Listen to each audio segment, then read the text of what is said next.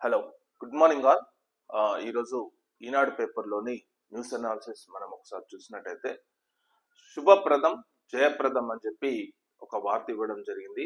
భారత ఆస్ట్రోనాట్ కు అభినందనల వెల్లువ. క్షేమంగా భూమికి తిరిగి వచ్చిన శుభాంశు, మరో ముగ్గురు వ్యోమగాములు, సాఫీగా సాగర జలాల్లో దిగిన డ్రాగన్ వ్యోమనౌక, యాక్సియం 4 రోదసి యాత్ర దిగ్విజయం. సో 18 రోజుల క్రితం ఎవరైతే భారత ఆస్ట్రోనాట్ అంటే వాయుసేన ఫైటర్ అన్నమాట శుభాంశు శుక్ల ఏదైతే అంతరిక్ష కేంద్రానికి యాక్సియం 4 మిషన్ ద్వారా ఇంకా ముగ్గురు వ్యోమగాములతో అంతరిక్ష కేంద్రానికి వెళ్ళడం జరిగింది. అక్కడ దాదాపు 15 రోజుల ప్రవాసం తర్వాత అతను సక్సెస్ఫుల్ గా భూమిపైకి నిన్న తిరిగి రావడం జరిగింది. సో ఈ యాత్ర ముగింపు అనేది మొట్టమొదటి అంటే భారతదేశం మొట్టమొదటి భారతీయుడుగా అతను చరిత్ర పుటల్లోకి ఎక్కడం జరిగింది అన్నమాట. సో దీన్ని ఒకసారి మొత్తం పూర్తిగా చూసినట్టయితే భారత రోదసి చరిత్రలో ఒక కీలక అంకం దిగ్విజయంగా పూర్తయింది. స్వీయ మానవ సహిత అంతరిక్ష యాత్ర గగన్యాన్కు మార్గం సుగమమైంది. భూమికి 400 కిలోమీటర్ల ఎత్తులోని అంతర్జాతీయ అంతరిక్ష కేంద్రం 18 రోజుల పాటు గడిపిన భారత వ్యోమగామి శుభాంశు శుక్ల చిరునవ్వులు చిందిస్తూ భూమికి చేరుకున్నారు.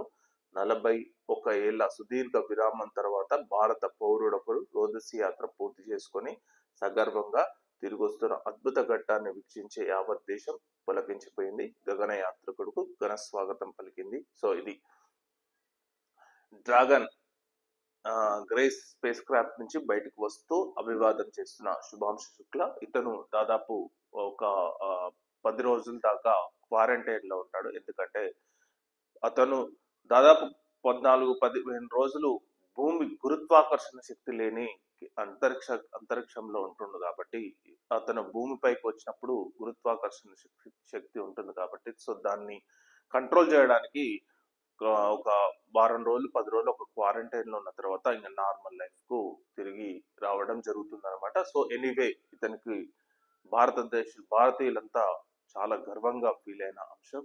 ఎందుకంటే 41 సంవత్సరాల తర్వాత ఆఫ్టర్ రాకేష్ శర్మ తర్వాత ఏ భారతీయుడు మళ్ళీ అంతరిక్షంలోకి వెళ్ళలేదు. సో ఈ అవకాశం ఈ జనరేషన్ లో 2025 లో శుభాంశు శుక్లకు దక్కడం జరిగింది. యాక్సియం 4 మిషన్ అనేది పూర్తిగా అది నాసా మరియు ఇండియాలో ఇస్రో చేపట్టిన ఒక ప్రాజెక్టు. సో ఆ ప్రాజెక్ట్ లోనే భాగంగా అతను అంతరిక్ష కేంద్రానికి వెళ్ళి అక్కడ చాలా పరిశోధనలు చేయడం జరిగింది. అతను దాదాపు 310 సార్లు అతను సూర్యోదయం చూడడం జరిగింది అనమాట. ఒక 18 రోజులలో 310 సార్లు సూర్యోదయం చూసిండు అనమాట. అంటే ఇప్పుడు మనం మార్నింగ్ ఒకసారి చూస్తాం సూర్యోదయం. సో అతను దాదాపు 310 సార్లు చూడటం జరిగింది. సో అతను దాదాపు కొన్ని వేల కిలోమీటర్ల వేగంతో అతను తిరగాల్సి ఉంటది అనమాట. అది అంతరిక్ష కేంద్రం అనేది అది అక్కడే ఉండదు, అది ఇట్లా రౌండ్ గా తిరుగుతూ ఉంటుంది అనమాట. సో అదొక పెద్ద కాంప్లికేటెడ్ టాపిక్ చెప్పాలంటే అందులోకి. సో అట్లాంటి దాంట్లోకి వెళ్ళి తిరిగి దిగ్విజయంగా తిరిగి రావడం, సో సక్సెస్ఫుల్ గా కంప్లీట్ కావడం, సో శుభాంశు శుక్లకు భారతీయులందరి తరఫున నిజంగా అభినందనలు తెలుపుతూ సో ప్రధానమంత్రి మోదీ కూడా ఆయన తన అంకిత భావం, ధైర్యం, మార్గదర్శకత్వంతో కోట్ల మంది భారతీయుల్లో స్ఫూర్తిని రగిలించారని కొనియాడారు. గగన్యాన్ యాత్ర దిశగా ఇదో ముఖ్య మైలురాయని పేర్కొన్నారు. సో భారతదేశం త్వరలోనే గగన్యాన్ అనే ఒక యాత్రను ఇస్రో చేపట్టబోతుంది. సో ఆ చేపట్టడానికి ఇది ఒక పునాదిగా నిలుస్తుందని చెప్పి ప్రధాని నరేంద్ర మోడీ అనడం జరిగింది అనమాట. సో ఇది నెక్స్ట్ వచ్చేసి అవినీతి శాఖకు చిక్కిన అవినీతి తిమింగలం విశ్రాంతి ENC Muralidhar Rao arrest. So ముఖ్యంగా కాళేశ్వరం ప్రాజెక్టులో అవినీతి ఎంతలా జరిగిందంటే ఇంకా దాంట్లో ఇంకా అవినీతి జరగలేదనడానికి అసలు లేదు. ఒక్కొక్క అధికారి దగ్గర కొన్ని కోట్ల విలువైన ఆస్తులు దొరుకుతున్నాయంటే చూడండి, అతని దగ్గర 500 కోట్ల మార్కెట్ రేట్ ప్రకారం అయితే 500 కోట్ల పైచీలకు ఆస్తులు ఇతని దగ్గర దొరికినాయంటే ఈ గవర్నమెంట్ ఆఫీసర్లు, ఈ గవర్నమెంట్ అంటే ఈ ఇరిగేషన్ శాఖలో ఎంతలా అవినీతి జరుగుతుంది, ఆ కాళేశ్వరం ప్రాజెక్టు ఆ డబ్బులను ఎంతలా దుర్వినియోగం చేశారని చెప్పి మనం ఊహించవచ్చు. ఎందుకంటే ఒక 92,000 కోట్ల ప్రాజెక్టును, అంత పెద్ద ప్రాజెక్టును ఎంతమంది అధికారులు, ఈ అధికారి ఇంతలా 500 కోట్లు అంటే ఇతని కింద ఇతని పైన ఎంతలా అవినీతి జరిగిందో మనం ఊహించుకోవచ్చు. సో ఇది ఇతను అరెస్ట్ చేయడం జరిగింది. ప్రాథమికంగా గుర్తించిన ఆస్తులు అయితే హైదరాబాద్ లోనే ఖరీదైన ప్రాంతంలో ఓపెన్ ప్లాట్లంట, కొండాపూర్లో విల్లంట, కోకాపేట్, బంజారాహిల్స్, యూసఫ్గూడ, బేగంపేటలో ఒక ఫ్లాటు, హైదరాబాద్ కరీంనగర్ లో వాణిజ్య భవనం, కోదాడులో ఒక అపార్ట్మెంట్ తో పాటు వరంగల్లో నిర్మాణంలో ఉన్న మరో అపార్ట్మెంట్, జహీరాబాద్ 2 కిలోవాట్ల సోలార్ పవర్ ప్రాజెక్టు, హైదరాబాద్ శివార్లలో 11 ఎకరాల వ్యవసాయ భూమి, మెర్సిడీస్ బెంజ్, 3 కార్లు, బంగారు ఆభరణాలు, బ్యాంకు డిపాజిట్లు. చూడండి ఎంత ఒక గవర్నమెంట్ అధికారి దగ్గర ఇంత కొన్ని వందల కోట్లు. సో ఇది ఎక్కడ జరిగింది అవినీతి? కాళేశ్వరం ప్రాజెక్టు విపరీతంగా 1,00,000 కోట్ల ప్రాజెక్టు, 92,000 కోట్ల ప్రాజెక్టులో ఈ దొంగలు పంచుకొని తెలంగాణని ఈరోజు అప్పుల తెలంగాణ మార్చిందనడానికి ఎలాంటి సందేహం లేదు. అది కాళేశ్వరం అనేది పూర్తిగా ఒక అవినీతి ప్రాజెక్టే. అవినీతి కోసమే కొందరు అధికారులు అవినీతి కోసమే అది పూర్తిగా పర్మిషన్లు ఇచ్చి కాంట్రాక్ట్ మెగా ఇంజనీరింగ్ దగ్గర తీసుకున్న డబ్బులే ఇవన్నీ ప్రజల సొమ్మే. ఈ కాళేశ్వరం ప్రాజెక్టు 92,000 కోట్ల ప్రాజెక్టు, అది పూర్తిగా లోనే. దానికి లోన్ 2036 వరకు ఎంత కట్టాలంటే అది డబుల్ కట్టాలి. అంటే ఒక 5 లక్షల కోట్ల వర్త్ ఇంట్రెస్ట్ ప్లస్ అసలుతో కలిపి 2036 అవుతుంది అని చెప్పి మన ఒక రీసెర్చ్ చెప్పింది అనమాట. సో అంత డబ్బును తెలంగాణ ప్రజల మీద వేసి వీళ్ళు మాత్రం కొన్ని వందల కోట్ల ఆస్తులు వెనకేసుకోవడం జరిగింది. సో ఇట్లాంటి వాళ్ళు అసలు ఈ సమాజంలో ఉండడానికి కూడా రావట్లేదు. ఎందుకంటే వీళ్ళ వల్ల ప్రజలకు భారం. ఆ డబ్బును ఎలా తీయాలో ప్రజలపై రేట్లు రేట్లు పెంచాల్సిందే, ప్రజలపై రుద్దాల్సిందే. దాంట్లో ఆప్షన్ లేదు కదా, ఇంకా వేరే ఆప్షన్ ఏముంటుంది చెప్పండి. వీళ్ళ ఆస్తులను ఇప్పుడు కాళేశ్వరం డబ్బును వీళ్ళు వెనకేసుకున్నారు, కొందరు దుర్మార్గులు వెనకేసుకున్నారు. సో ఆ డబ్బును ఆ బ్యాంక్ లోన్ ఎవరు కట్టాలి? ప్రజలే కట్టాలి. ఇంకా వేరే ఆప్షన్ ఇక్కడ ప్రజలు కట్టాలంటే ప్రజల నుంచి ఎక్కడి నుంచి వస్తాయి? రేట్లు పెంచాలి. అది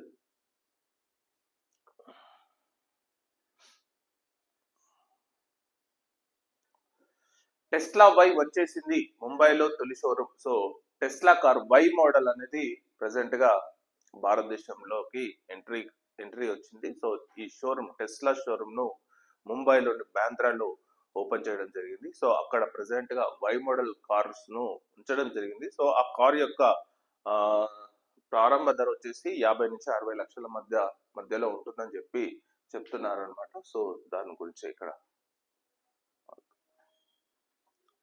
చివరి నిమిషంలో ఉరిశిక్ష వాయిదా, కేరళ నర్సుకు ఊరట. సో యాక్చువల్లీ 16 తారీఖు రోజు ఆమెకు ఈరోజు ఆమెకు ఉరిశిక్ష పడాల్సిన డేట్ అనమాట. కాకపోతే అనూహ్యంగా అది ఆగడం జరిగింది. ఒక మత గురువు ఎంట్రీ వల్ల బ్లడ్ మనీ అంటే ఏదైతే వాళ్ళ నిందితులు అంటే ఏదైతే ఈమె చంపిన వ్యక్తి ఉన్నారో ఆ వ్యక్తికి బ్లడ్ మనీ అంటే రక్తపు కూడు మనీ ఇవ్వడానికి 8 కోట్ల వరకు ఆఫర్ చేసిర్రు అనమాట. సో వాళ్ళు 8 కోట్లు వాళ్ళు తీసుకుంటే ఈమెకు శిక్ష ఆగిపోతుంది. దానిపై చర్చించేందుకే కొంత సమయం కావాలని చెప్పి ఒక మత గురువు ఎంట్రీ వల్ల దీన్ని తాత్కాలికంగా వాయిదా వేయడం జరిగింది. సో ఇది ఎంతైనా ఆమెకు చాలా ఊరట. ఒకవేళ వాళ్ళు ఆ డబ్బును తీసుకున్నట్టయితే ఈమెకు బయటికి వచ్చే అవకాశం అయితే ఉంది.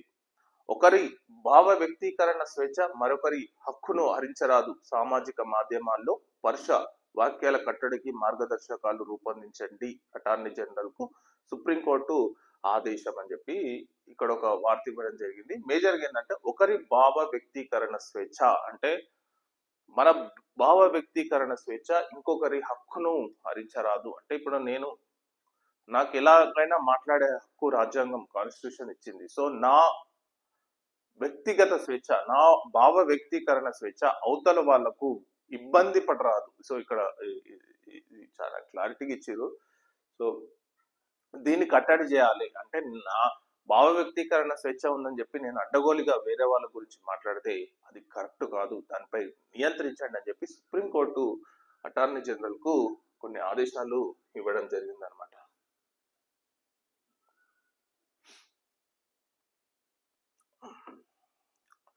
బనకచర్లను పక్కన పెట్టండి, ఆ ప్రాజెక్టును ముఖ్యమంత్రుల సమావేశ ఎజెండాలో చేర్చడానికి వీల్లేదు, అభ్యంతరాలు పూర్తిగా సమస్య పరిష్కారమయ్యే వరకు దీనిపై ఏ రకంగానూ చర్చించకూడదు, కేంద్ర ప్రభుత్వానికి తెలంగాణ లేఖ అని చెప్పి ఒక వార్త ఇవ్వడం జరిగింది. సో నెక్స్ట్, గవర్నర్ ఆమోదానికి 42% రిజర్వేషన్ల ఆర్డినెన్స్ ముసాయిదా. స్థానిక సంస్థల ఎన్నికలలో 2018 పంచాయతీరాజ్ చట్టాన్ని సవరణ చేస్తూ సో 42% రిజర్వేషన్స్ బీసీలకు ఇవ్వాలనే ఉద్దేశంతో ఏదైతే ఆర్డినెన్స్ తీసుకొచ్చారో తెలంగాణ గవర్నమెంట్, దాన్ని గవర్నర్ కు జిస్టర్ దేవ్ శర్మకు పంపడం జరిగింది. సో గవర్నర్ ఆమోదిస్తాడా లేదా అనేది ఒక క్వశ్చన్ మార్క్. ఒకవేళ గవర్నర్ ఆమోదిస్తే మాత్రం అది నెక్స్ట్ గెజిట్ నోటిఫికేషన్ రిలీజ్ అవుతుంది. ఒకవేళ గవర్నర్ ఆమోదించకుండా పెండింగ్ లో పడితే మాత్రం అది అలానే ఉండే అవకాశం ఉంది. ఎందుకంటే అతనికి హక్కు ఉంటది, గవర్నర్ ఇమీడియట్ గా స్పందించాల్సిన, ఆమోదం ముద్ర వేయాల్సిన అవసరం లేదు. అతను న్యాయ సలహా కోరొచ్చు. దాన్ని న్యాయశాలకు పంపించాడు అనుకో, న్యాయశాల కోసం ఏదైనా పంపించవచ్చు. సో అది పెండింగ్ పడే అవకాశం ఉంది. మరి హైకోర్టు ఏమని చెప్పింది, వీళ్ళు 3 నెలల్లో ఎలక్షన్స్, స్థానిక సంస్థల ఎలక్షన్స్ పూర్తి చేయాలని చెప్పింది. ఒక నెలలో రిజర్వేషన్స్ ఖరారు చేయాలని చెప్పింది. మరి దీని సాగుతూ ఇంకా మళ్ళీ పెండింగ్ పడే అవకాశం ఉందా లేదా అనేది మనం త్వరలోనే వస్తుంది. అసలు గవర్నర్ ఆమోదం ముద్ర వేస్తాడా లేదా అనేది మరి చూడాలి. మరి గవర్నర్ బీజేపీ వాళ్ళ వర్షన్ ఎట్లా ఉంటుందో. నెక్స్ట్, చైనా +1 గా తెలంగాణ, మా పోటీ ఇతర రాష్ట్రాలతో కాదు ప్రపంచ దేశాలతో, రాష్ట్ర అభివృద్ధికి పారిశ్రామికవేత్తలు సహకరించాలి, ఐకర్ బయాలజిక్స్ కొత్త యూనిట్ కు శంకుస్థాపన. సో తెలంగాణ ముఖ్యమంత్రి రేవంత్ రెడ్డి, మేము కర్ణాటక, ఆంధ్రప్రదేశ్ తదితర రాష్ట్రాలతో పోటీ పడడం లేదు, ప్రపంచ దేశాలతోనే పోటీ పడుతున్నానని చెప్పి తెలంగాణ రైజింగ్ 2047 నినాదంతో అభివృద్ధి వైపు దూసుకెళ్తున్నాం. సో మంగళవారం షామీర్పేటలోని జీనోమ్ వ్యాలీలో ఐకర్ బయాలజిక్స్ అనేది ఒక కొత్త యూనిట్ ను ఆరంభించబోతుంది. ఇది పూర్తిగా ఇది ప్లాస్మాకు సంబంధించిన మెడిసిన్స్ తయారు చేస్తుంది. So ఐకర్ biologics. సో దీనిపై భూమి పూజ కార్యక్రమంలో సీఎం రేవంత్ రెడ్డి గారు పాల్గొని ఒక 10 ఏళ్లలోపు $1 ట్రిలియన్ ఎకానమీగా తీర్చిదిద్దడమే లక్ష్యంగా కార్యాచరణను అమలు చేస్తున్నామని చెప్పి ఇక్కడ చెప్పడం జరిగింది. 2047 నాటికి $3 ట్రిలియన్ ఎకానమీగా తెలంగాణను అభివృద్ధి